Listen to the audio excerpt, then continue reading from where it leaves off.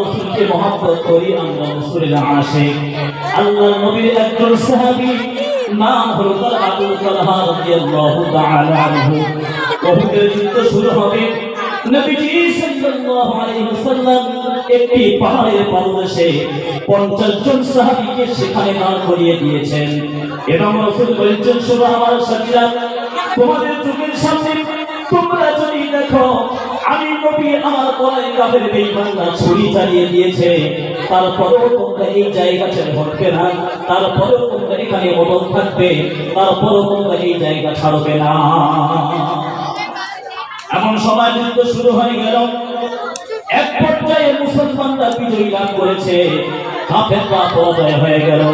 সাহাবায়ে কেরাম যখন দেখছি আমরা তো যুদ্ধে বিজয় লাভ করেছি, তখন তারা গনিমতের মালগুলো তারা এক জায়গায় করছিল।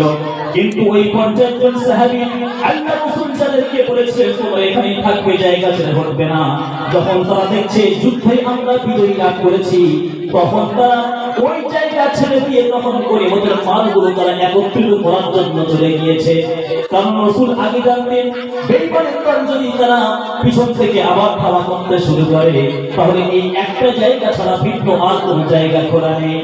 ওই 50 জন সাহাবী যখন তারা গনিমতগুলো নেওয়ার জন্য দৌড়ে চলে এসেছে, ওই জায়গা যখন ছেড়ে দিয়েছে, তখন ওই কাফের বেঈমানরা তারা ওই পাল্টা ভাবে আবার ঘুরে গিয়ে ওই জায়গার উপরে দাঁড়িয়ে একটা একটা করে তীর নিক্ষেপ করে সাহাবীদেরকে তারা শহীদ করতে শুরু করেছে।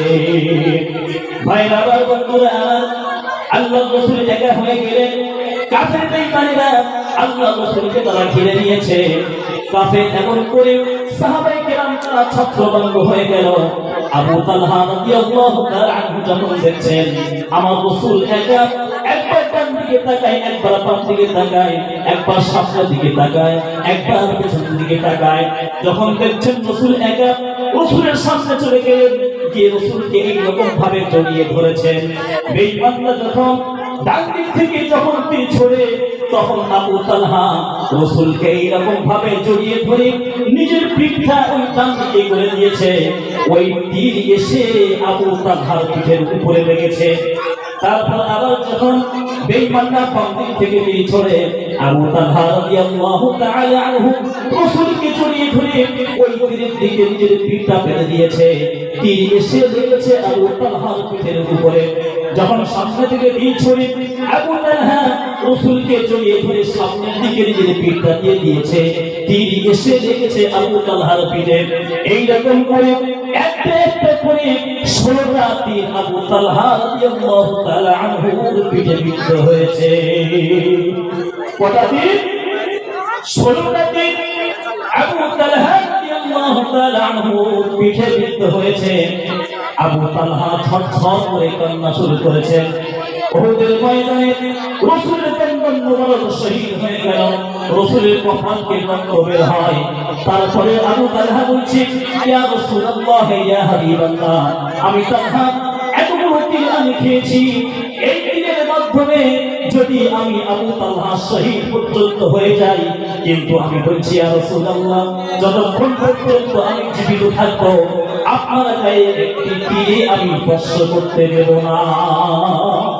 যদি বলেন সুবহানাল্লাহ। মদিনায় আওয়াজ ছড়িয়ে দেওয়া হলো যে নবী শহীদ হয়ে গিয়েছেন। মদিনায় এইরকম একটি আওয়াজ যখন ছড়িয়ে দেওয়া হলো, একজন বুড়িমা রাসূলকে ভালোবাসতেন, রাসূলের শহীদ হওয়ার খবর শোনার সাথে সাথে মদিনার দিকে দৌড়ে দৌড়ে আসছেন। হঠাৎ একজন মানুষের সঙ্গে দেখা, উনি বলছে, বুড়িমা তুমি কোথায় যাও? তোমার স্বামী তো যুদ্ধে শহীদ হয়ে গিয়েছে। যখন বলছি তোমার স্বামী যুদ্ধে শহীদ হয়েছে, তখন ওই বুড়িমা বলছে, আমার স্বামী শহীদ হয়েছে কিনা আমি জানতে চাই না, আমার রাসূল কেমন আছে বলো, আমার মুহাম্মদের হাবিব, আমার মুহাম্মদের হাবিব কেমন আছে বলো। তারপরে এমন করে আবার ওই বুড়িমা যখন সামনের দিকে আবার রওনা দিলেন, একজন মানুষের সঙ্গে হঠাৎ দেখেন, উনি বলছে, বুড়িমা তোমার ছেলে শহীদ হয়েছে। তখন ওই বুড়িমা বলছে, আমার ছেলে বেঁচে আছে কি, জীবিত আছে কি, মারা গিয়েছে কি, শহীদ হয়েছে আমি জানতে চাই না, বলো আমার হাবিব কেমন আছে বলো। যদি বলেন সুবহানাল্লাহ।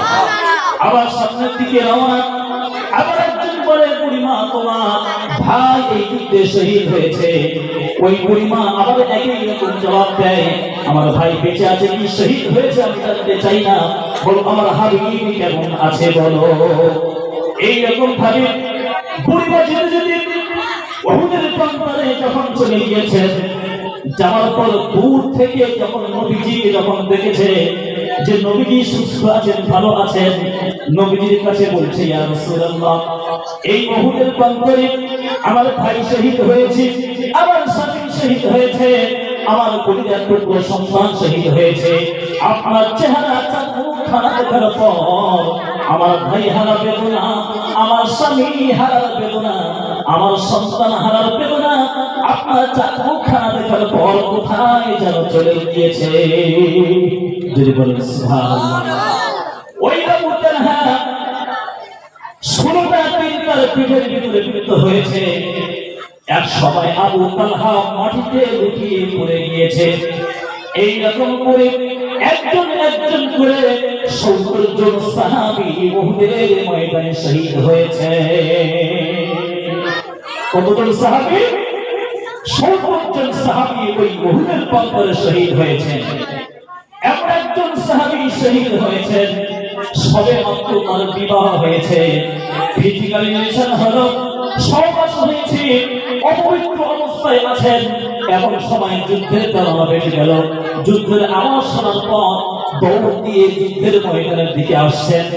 স্ত্রী পেছন থেকে বলেছে, স্বামী আমার তুমি এখন অপবিত্র আছো, এখন যুদ্ধের প্রান্তরে যাবে না, ফরজ গোসল আগে পরিপূর্ণ করে নাও, তারপর যুদ্ধের ময়দানে যাবে।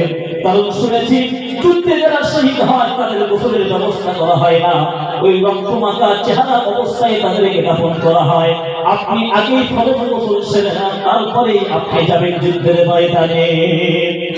তার স্ত্রী পিছন দিক থেকে এত ডাকাডাকি করে, তারপরেও আবু এমন করে হানজালা রাদিয়াল্লাহু তাআলা আনহু তার স্ত্রীর কোনো কথাই তিনি শুনতে পাচ্ছেন না। যুদ্ধে শরীক হয়ে গেলেন, তলোয়ার হাত নিয়ে বেঈমানদেরকে জাহান্নামের মধ্যে পাঠিয়ে দিচ্ছেন।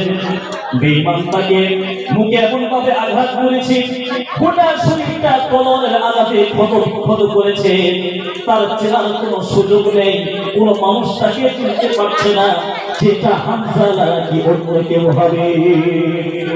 ভাইরা আমার, বন্ধুরা আমার, যুদ্ধ যখন শেষ হয়ে গেল, নবী সাল্লাল্লাহু আলাইহি ওয়াসাল্লাম পাহাড়ের উপর থেকে যখন নিচে এসেছেন, এসে দেখছেন নবীর চাচা হযরত হামজা রাদিয়াল্লাহু তাআলা আনহু তাকে শহীদ করেছে হিন্দা নামক একজন মহিলা। কে শহীদ করেছে? যে আবুল আহাবের স্ত্রী হিন্দা, ওই হিন্দা হামজা রাদিয়াল্লাহু তাআলা আনহুকে শহীদ করেছে। যে আবুল আহাবের সম্পর্কে আয়াত অবতীর্ণ হয়েছে। রব্বুল আলামিন বলেন, তাব্বাত ইয়াদা আবি লাহাব ওয়া তাব মা আগনা আনহু মালুহু ওয়া মা কাসাব সায়াসলা নারান যাতা লাহাব ওয়া মুরাতুহু হাম্মালাতাল হাতাব ফি জিদিহা হাবলুম মিন মাসাদ। আল্লাহু আকবার বলেন। ভাইরা আমার, বন্ধুরা আমার, আল্লাহর নবীর চাচা হযরত হামজা রাদিয়াল্লাহু তাআলা আনহুকে শহীদ করেছে ওই হিন্দা। শহীদ করার পর আল্লাহ ওই হিন্দা নামক মহিলা হামজা রাদিয়াল্লাহু তাআলা আনহুর কাঁধগুলো কেটে নিয়েছে। তারপরে ওই হিন্দা কি করলো? নিজের দুই হাত দিয়ে হামজা রাদিয়াল্লাহু তাআলা আনহুর বুকের উপরে, দুই পাঁজরের উপরে দিয়ে দুই পাঁজরটা এইরকম ভাবে ছাড়িয়ে দিয়েছে, বুকের পাঁজরটা চঞ্চল করে ভেঙে গিয়েছে। তারপরে ওই হিন্দা কি করলো? আগুন দিয়ে কলিজাখানা বের করে হিন্দা কাঁচা কলিজা চাপাতে শুরু করেছে। হিন্দার নাকে রক্ত লেগে গেল, তাতে কলিজার টুকরো লেগে গেল। এত হিংসা আল্লাহ রাসূলের সাহাবের প্রতি এত বিদ্বেষ তারা রেখেছে। আল্লাহ রাসূলের চাচা হামজা রাদিয়াল্লাহু তাআলা আনহু কাঁচা কলিজা চাপাতে শুরু করেছে। ভাইরা আমার, বন্ধুরা আমার, এইরকম ভাবে একজন একজন করে 70 জন সাহাবায়ে কেরাম সেখানে শহীদ হয়েছে। খোদার কসম করে বলছি, সেখানে যদি কারো যাওয়ার মতো তৌফিক আল্লাহ পাক দেন, যেখানে ওই উহুদের বন্দরে যেখানে যুদ্ধ সংগঠিত হয়েছিল, তার পাশেই আছে 70 জন সাহাবীর কবর, তার মধ্যেই আছে হযরত হামজা রাদিয়াল্লাহু তাআলা আনহু। সেখানে যখন কোনো মানুষ যাবে, যাওয়ার সাথে সাথে মুশকি আকবরের মতো একটি সেন্ট সেখানে বাহির হবে। সেখানে যখন গিয়েছি, যাওয়ার পরে দেখছি মুশকি আকবর সেন্ট শোনা যায়। আশেপাশে মানুষদের জিজ্ঞাসা করলাম, এখানে সর্বপ্রথম এইরকম সেন্ট বাহির হয় নাকি? তারা তখন উত্তর দিচ্ছে যে হ্যাঁ, সারা বছর 365 দিন 24 ঘন্টা তো 24 ঘন্টা, একটা সেকেন্ড ও সেখানে কামাই যায় না।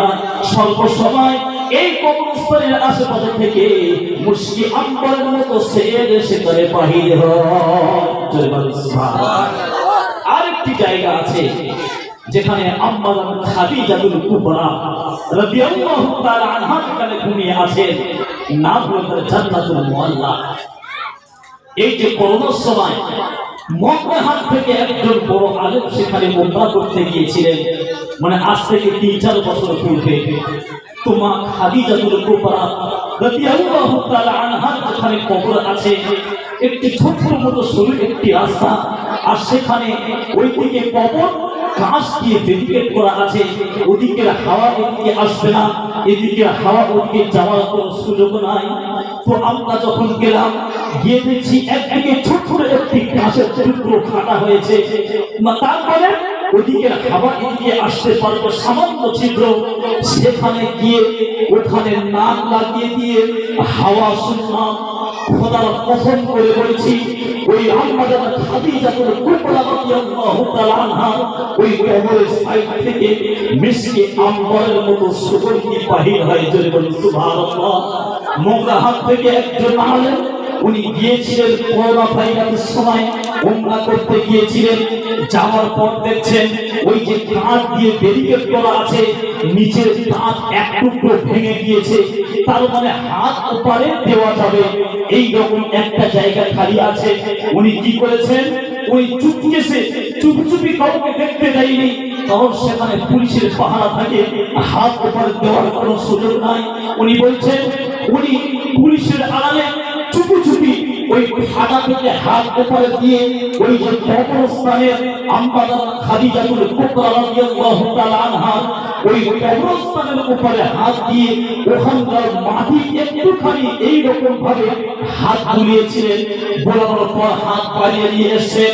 মক্কায় ছিলেন 1 সপ্তাহ, মদিনায় ছিলেন 1 সপ্তাহ, তারপর বাড়ি এসেছেন 15 দিন 17 দিন।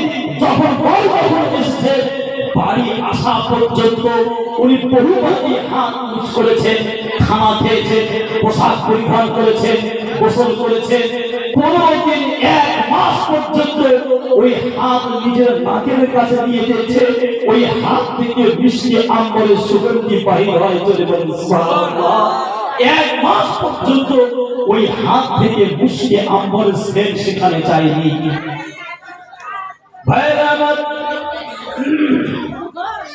উহুদের প্রান্তরে 70 জন সাহাবায়ে কেরাম যেখানে শহীদ হয়েছিলেন, 70 জন সাহাবায়ে কেরাম যেখানে শহীদ হয়েছিলেন, আমরা তো শুধু মুখে বলি আমরা রাসূলকে মহব্বত করি, আমরা রাসূলের আশিক, আমরা মুখে বলি, কিন্তু আমাদের কাছ থেকে প্রমাণ পাওয়া যায় না। একদিনের ঘটনা, আম্মা আয়েশা সিদ্দিকা রাদিয়াল্লাহু তাআলা আনহা বলছেন, একদিন আমি বিছানায় নবী করিম সাল্লাল্লাহু আলাইহি ওয়াসাল্লামকে আমি পেলাম না। তারপর আমি বাইরে বের হলাম, বের হয়ে আমি রাতের অন্ধকারে আমি রাসূলকে খুঁজতে শুরু করলাম। খুঁজতে দেখি জান্নাতুল বাকি নামক কবরস্থানে নবী করিম সাল্লাল্লাহু আলাইহি ওয়াসাল্লাম দাঁড়িয়ে দোয়া করছেন, ফরিয়াদ করছেন। যখন আমি আয়েশা রাসূলকে যখন দেখলাম, রাসূলকে দেখার পর আমি আয়েশা বিছানায় চলে আসলাম। যখন রাসূল আমাকে দেখতে পেয়েছেন, রাসূল যখন আমাকে দেখতে পেয়েছেন, তখন আমার পিছন রাসূলুল্লাহ সাল্লাল্লাহু আলাইহি ওয়াসাল্লাম আমার পিছন এসে বলছেন। আমি যখন শুয়ে পড়লাম, রাসূল এসে বলছেন, আয়েশা তুমি গিয়েছিলে বাইরে, বলো তুমি কি মনে মনে করো যে আল্লাহ এবং তার রাসূল তোমার উপরে জুলুম অত্যাচার করবে নাকি? তখন আয়েশা বলছে, ইয়া রাসূলুল্লাহ, আমি মনে মনে করেছিলাম হয়তো আপনি আমার বাড়িতে অন্য কোনো স্ত্রীর বাড়ি হয়তো যাবেন, এই জন্য করে এই সন্দেহ করে আমি আয়েশা আমি আপনাকে দেখতে গিয়েছিলাম। নবী করিম সাল্লাল্লাহু আলাইহি ওয়াসাল্লাম বলছেন, হে আয়েশা, তুমি কি জানো না আজ হলো লাইলাতুল নিসফি মিন শাবান, শাবান মাসের মধ্যম তারিখের রজনী। আল্লাহ পাক এই রজনীতে আসমানের পৃথিবীর প্রথম আসমানে অবতরণ করেন, ফজর পর্যন্ত রহমতের দরওয়াজা খুলে রাখেন। সমস্ত মানুষ যারা আল্লাহর কাছে ফরিয়াদ করে সমস্ত মানুষকে ক্ষমা করে দেয়। যদি বলেন সুবহানাল্লাহ, এটা হলো সেই শাবান মাস।